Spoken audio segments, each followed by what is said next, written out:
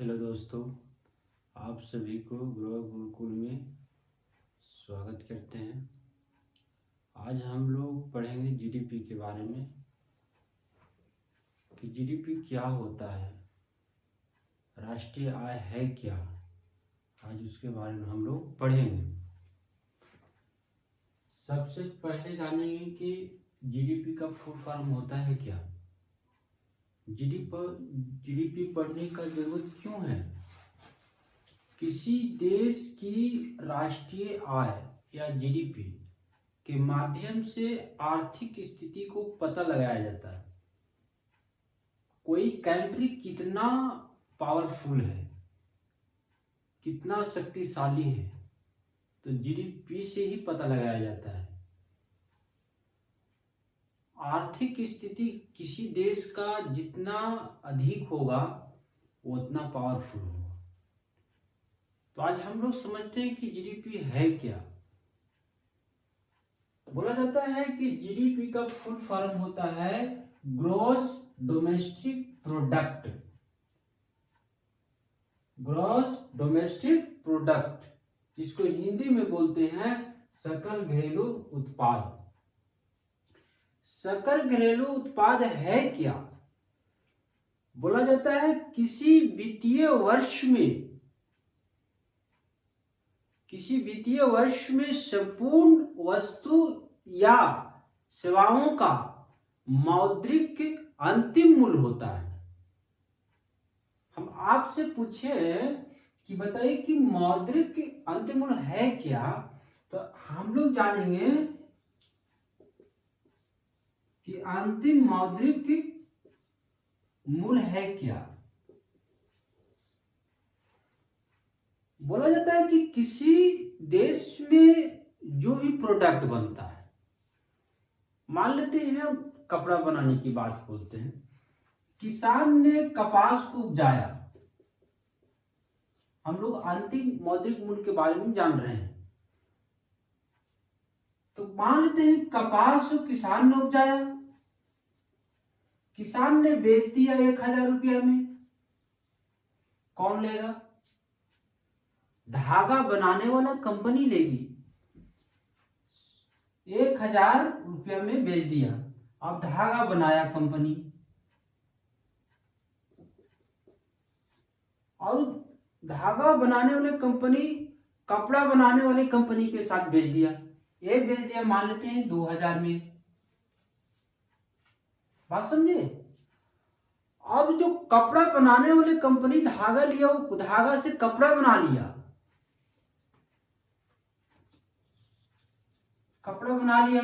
अब रेडीमेड के दुकान के साथ क्या कर देगा, शेयर कर देगा। मान लेते हैं 3000 रुपया में पूरा फिटिंग करके बेच दिया। ये अंतिम रूप क्या हुआ, 3000 रुपया। वो कपड़ा बनने में कितना रुपया खर्च हुआ, तो आप बोलिएगा 3000 रुपया। तो इसी को बोलते हैं हम लोग अंतिम मौद्रिक मूल्य बोलते हैं। आशा करते हैं कि आप लोग को समझ में आ गया होगा। बात समझे।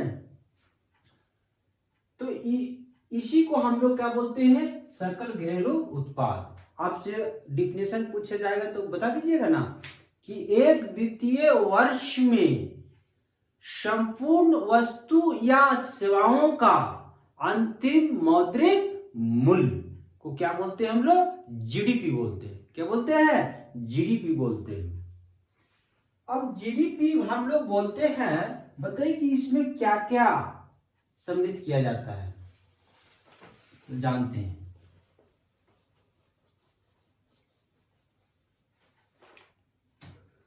तो जीडीपी में इसमें इंक्लूड क्या किया जाता है। मान लेते हैं हमारे देश भारत है,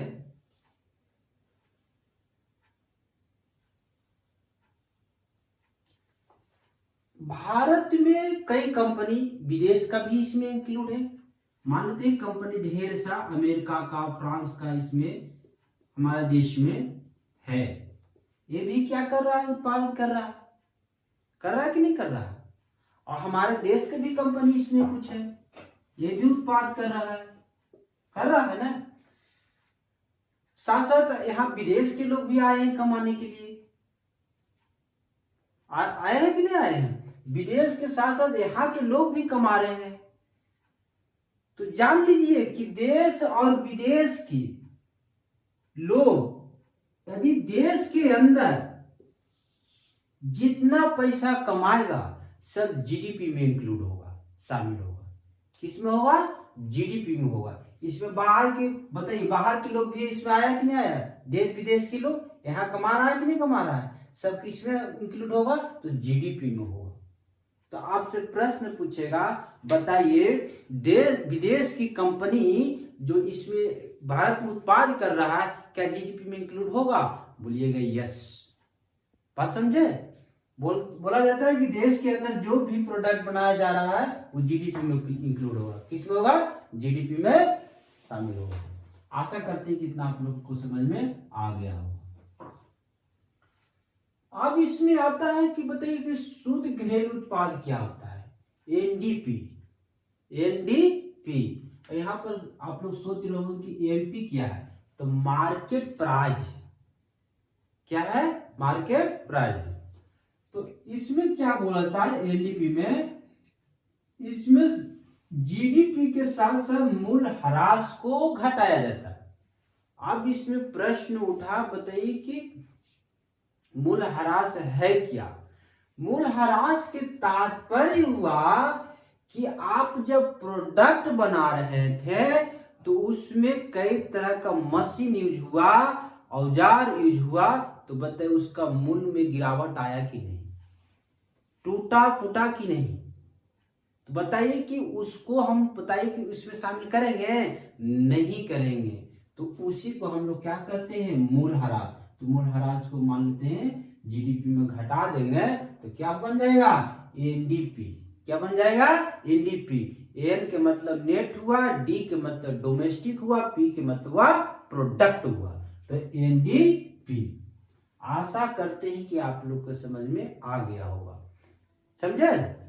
शुद्ध घरेलू उत्पाद समझ में आ गया होगा, जीडीपी भी आ गया होगा, कोई डाउट नहीं होगा। अब आते हैं हम लोग की सकल राष्ट्रीय उत्पाद क्या है? सकल राष्ट्रीय उत्पाद देखिए, अभी अंतरराष्ट्रीय लेवल पर किसी देश की आकलन किया जाता है आर्थिक स्थिति से, तो जीडीपी की ही लिया जाता है कि कौन सा देश का जीडीपी कितना है। बात समझे? चलिए अब आते हैं हम लोग सकल राष्ट्रीय उत्पाद क्या होता है। इंग्लिश में बोलते हैं ग्रॉस नेशनल प्रोडक्ट, तो इसको बोलते हैं जीएनपी। क्या बोलते हैं? जीएनपी। अब इसमें देखो क्या क्या शामिल होता है। जीएनपी में क्या होता है? जीडीपी प्लस विदेशों से प्राप्त निवल आय। अब यहां पर समझ में आया कि बताइए निवल आय है क्या? मान लेते हैं कि अपना देश इंडिया है, आपसे पूछते हैं, हम निवल आय के बाद विदेशी से प्राप्त निवल आय के बारे में हम आप लोग को समझा रहे हैं। मान लेते हैं इंडिया के लोग बताइए कि विदेश कमाने के लिए गया है कि नहीं? विदेश जब कमाने गया है इंडिया के लोग तो पैसा भेजेगा कि नहीं? जी भेजेगा। एक एग्जाम्पल से हम लोग समझेंगे कि जब विदेश में गया कमाए तो पैसा मान लेते हैं 10 रुपया कमाया, और कहाँ भेजा? इंडिया भेजा। कहाँ भेजा? इंडिया भेजा। अब आपसे पूछते हैं कि विदेश से बताइए कि कोई भारत में कमाने आया है कि नहीं? बोलिएगा जी आया है। तो बताइए जब इंडिया कमाने के आया है तो वो भी तो विदेश में जाकर भेजेगा, वो अपना घर में भेजेगा। तो मान लेते हैं कि यहाँ जो इंडिया कमाने के लिए आया है विदेशी लोग, वो 5 रुपया अपना घर में भेजा। कितना भेजा? 5 रुपया। बताइए हमारे देश के लोग कितना भेजा? 10 रुपया। अब विदेशी लोग कितना भेजा? 5 रुपया। बताइए दोनों से घटाइए तो कितना हुआ? 5 रुपया। ये 5 रुपया जो हो गया यही हो गया विदेशों से प्राप्त निवल आय। क्या हो गया? निवल आय। बात समझे? जिसको निवल मतलब हम लोग शुद्ध भी बोल सकते हैं। ठीक है, आशा करते हैं कि आप लोग को समझ में आ गया होगा, कोई प्रॉब्लम ना होगा। अब आते हैं हम लोग सकल राष्ट्रीय उत्पाद में। सकल राष्ट्रीय उत्पाद है क्या? तो सकल राष्ट्रीय उत्पाद में क्या होता है, तो अब हम लोग समझेंगे। मान लेते हैं कि हमारे देश की कंपनी फ्रांस में कोई प्रोडक्ट बना रही है। कहां बना रही है? फ्रांस में। तो बताइए कि भारत की कंपनी है ना, भारत की कंपनी बताइए फ्रांस में कोई प्रोडक्ट बना रही है। बताइए प्रोडक्ट बनाकर क्या कर रही हो? ये बेच रही है। भारत की कंपनी है। बताइए जो लाभ होगा तो भारत में भेजेगा कि नहीं भेजेगा? जी भेजेगा। क्या करेगा? भेजेगा। तो इसमें क्या होता है राष्ट्रीय उत्पाद में कि विदेश में भारत के लोग या कंपनी पैसा कमाकर कहां? अपना देश में भेजना। किसमें शामिल होगा? तो बोलिएगा राष्ट्रीय उत्पाद में। किसमें? राष्ट्रीय उत्पाद में। लेकिन इसमें याद रखने वाली बात है कि यदि भारत में विदेशी लोग यदि कमा रहा है तो उस पैसा को जीएनपी में शामिल नहीं किया जाएगा। बात समझे? इसमें याद रखने वाली क्या बात है कि भारत के लोग या भारत की कंपनी विदेश में कमा रहा है जो भी पैसा, तो जीएनपी में शामिल होगा। लेकिन भारत में विदेशी लोग कमा रहा है इसमें शामिल नहीं होगा। इसी को क्या बोलते हैं? राष्ट्रीय उत्पाद। क्या बोलते हैं? राष्ट्रीय उत्पाद या सकल राष्ट्रीय उत्पाद। आशा करते हैं कि आप लोग को समझ में आ गया होगा। अब आते हैं हम लोग शुद्ध राष्ट्रीय उत्पाद क्या है। तो इसमें समझाने वाली क्या बात है? इसका होता है नेट नेशनल प्रोडक्ट। एमपी के मतलब हो गया मार्केट प्राइस। इसमें क्या किया जाता है कि जीएनपी के साथ क्या घटाया जाता है? मूल्य ह्रास। अभी समझाए मूल्य ह्रास क्या होता है। तो शुद्ध राष्ट्रीय उत्पाद हो गया। आशा करते हैं कि आप लोग को समझ में आ गया होगा।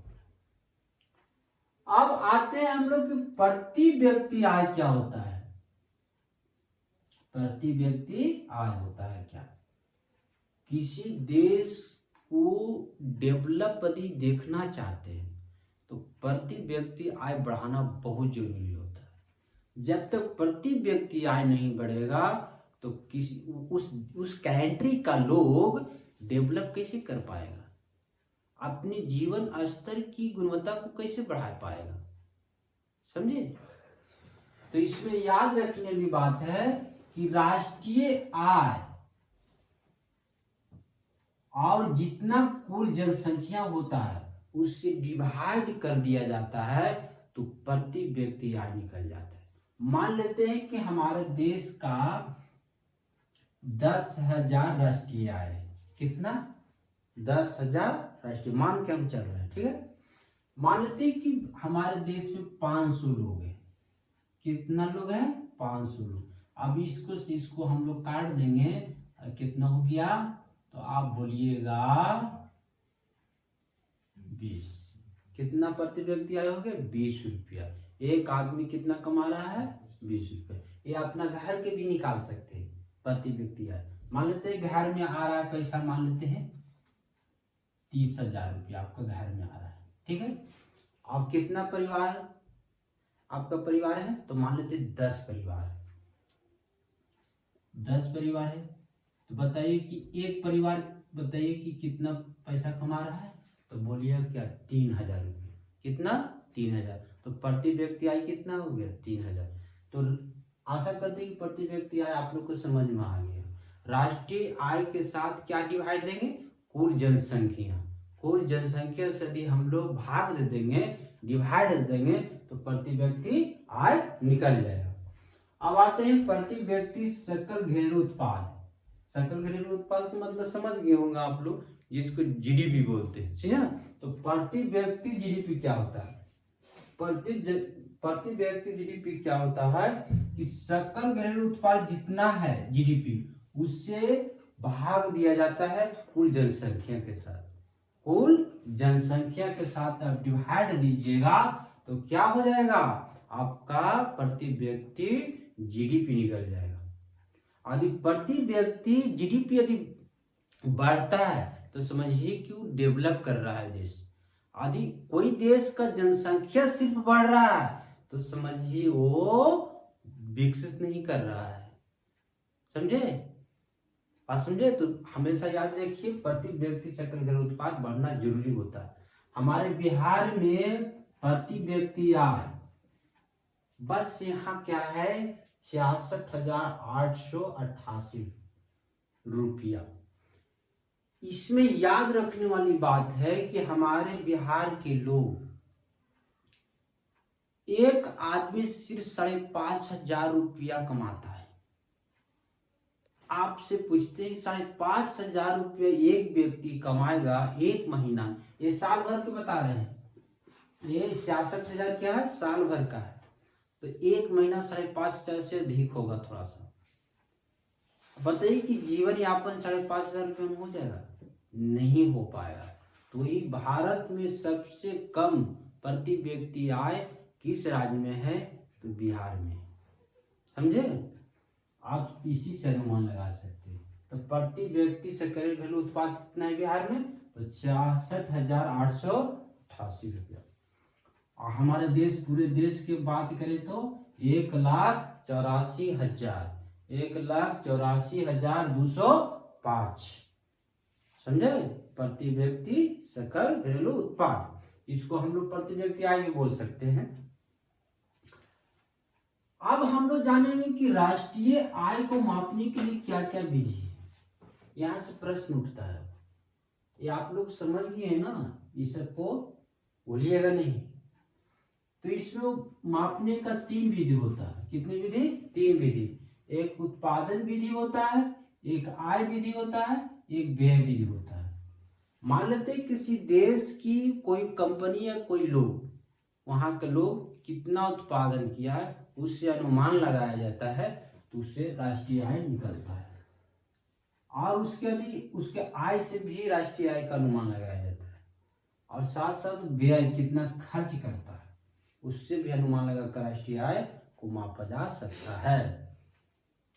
अब बताइए कि राष्ट्रीय आय को मापने लिए कौन सा संस्था है, तो बोलिएगा NSO, जिसको बोलते हैं राष्ट्रीय सांख्यिकी कार्यालय। इसके द्वारा ही राष्ट्रीय आय को मापा जाता है। तो 2015 में क्या हुआ कि राष्ट्रीय आय को मापने की जो पैरामीटर था उसको बदल दिया गया। मापने के लिए 2000 जो आधार वर्ष होता है, क्या होता है? आधार वर्ष होता है। तो 2004-5 पहले होता था, उसको संशोधित कर 2011 और 12 कर दिया गया। तो आपसे प्रश्न पूछेगा, बताइए राष्ट्रीय आय के मापने के लिए जो आधार वर्ष था, बताइए कितना कर दिया गया है, तो बोलिएगा 2011 और 12। 2011 और 12। अब आपसे प्रश्न पूछेगा, बताइए राष्ट्रीय आय को मापता कौन है, तो NSO। इतना तो आप लोग को समझ में आ गया होगा। बाकी यहाँ पर एक समझ में वाली बात है कि बताइए कि सकल मूल्य वर्धन क्या होता है। सकल मूल्य वर्धन क्या होता है? 2015 में क्या हुआ, जिसको हम लोग GVA बोलते हैं, ग्रॉस वैल्यू एडेड। क्या हुआ ना, ये सब पूरा ताम झाम पहले था। पहले GNP GDP पूरा मिला कर मापा जाता था राष्ट्रीय आय को। तो 2015 में RBI ने दिमाग लगाया कि मापने के लिए हम सकल मूल्य वर्धन का प्रयोग करेंगे, GVA का प्रयोग करेंगे। समझे? तो GVA का प्रयोग करता राष्ट्रीय आय को मापने के लिए करता था 2015 से, तो 2018 तक किया। 2018 से क्या प्रॉब्लम हुआ, फिर RBI ने फिर GDP का प्रयोग करने लगा। समझे? आर्थिक स्थिति को मापने के लिए। तो अब ये हम लोग जीडीपी का प्रयोग करते हैं हमारे देश का आर्थिक स्थिति को नापने के लिए, ठीक है ना। तो आशा करते हैं कि आप लोग इतना समझ में आ गया होगा, कोई प्रॉब्लम नहीं होगा। आप इस क्लास यदि बढ़िया लगे, अच्छा लगे तो शेयर कीजिए, सब्सक्राइब करिए, अपने दोस्तों तक शेयर कीजिए। इस ग्लोबल गुरुकुल से जुड़ने के लिए शुक्रिया और अपने दोस्तों तक शेयर कीजिए। जय हिंद।